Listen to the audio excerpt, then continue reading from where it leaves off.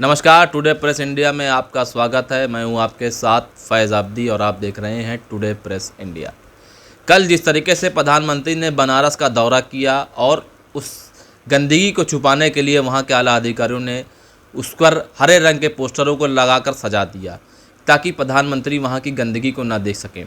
हमारे देश के प्रधानमंत्री बनारस से लोकसभा सांसद हैं और उन्होंने 2014 सरकार बनने से पहले ये नारा दिया था कि स्वच्छ भारत।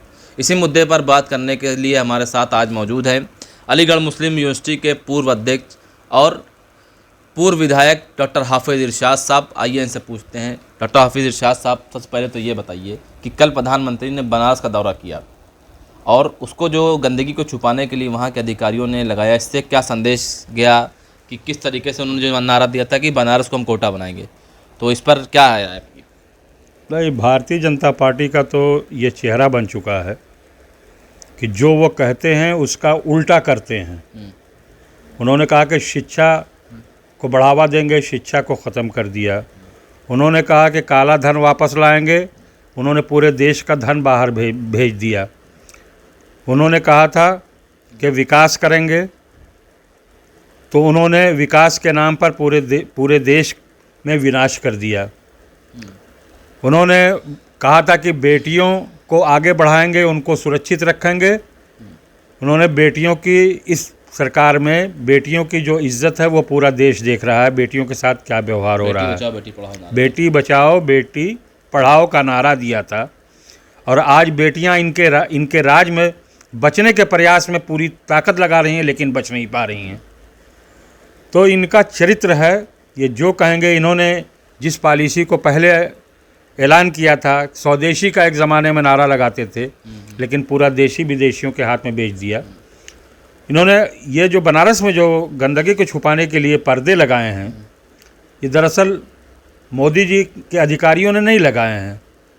ये मोदी जी के निर्देश पर योगी की गंदगी, फैलाई हुई गंदगी को छुपाने का प्रयास किया गया है।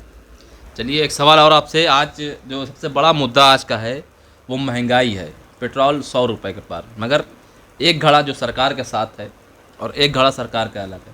तो सरकार के साथ वाला घड़ा कह रहा है हमारे बच्चे भूखे मर जाएं, हम भूखे मर जाएं, मगर सरकार के साथ खड़े हैं। हम 200 रुपये पेट्रोल हो जाए, 500 हो जाए, भराएंगे। उन भक्तों के बारे में आप क्या कहेंगे? वो भक्त नहीं हैं, बल्कि वो उस विचारधारा से, सामंती विचारधारा से जुड़े हुए लोग हैं, जिनको महंगाई से कोई लेना देना नहीं है, जो उस युग में जीना चाहते हैं, उस युग में भारत को ले जाना चाहते हैं जहां 5% लोग देश पर सत्ता जिनकी स्थापित थी, जो देश चलाते थे, और बकिया पूरे देश की जनता, गरीब, अल्पसंख्यक, पिछड़ा, दलित, सब उनके गुलाम थे।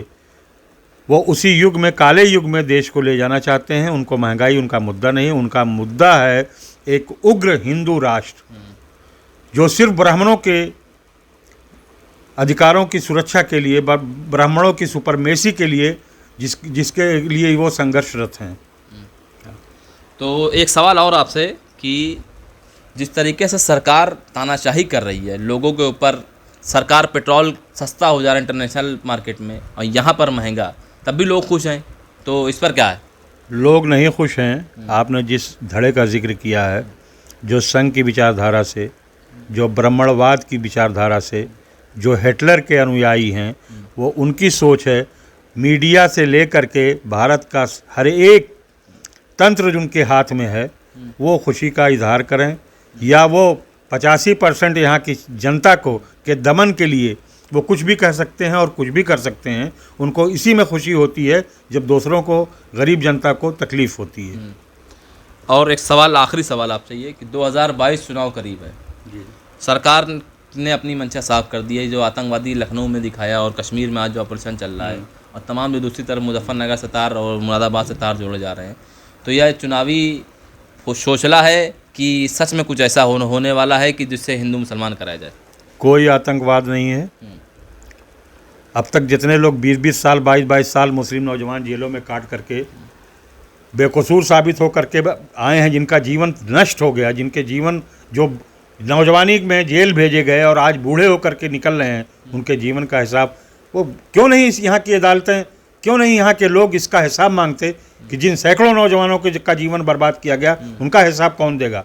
जिस तंत्र ने उनको गलत तरीके से उनकी जवानी का पूरा समय जेलों में काट दिया, कटवाने पर मजबूर किया, उनको क्या सज़ा दी जाएगी? तो ये एक षड्यंत्र है। और ये षड्यंत्र अब की बार जो आतंकवाद का नारा लगा है कि ये आतंकवादी बड़ी घटना करना चाहिए, कोई घटना नहीं, कोई आतंकवादी नहीं।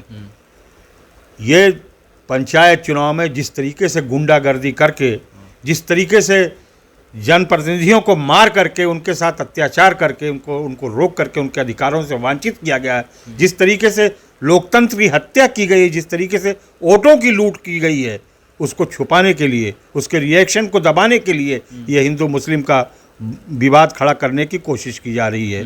यही इनका चेहरा है और यही इनका चरित्र है। अच्छा, चल बहुत बहुत शुक्रिया।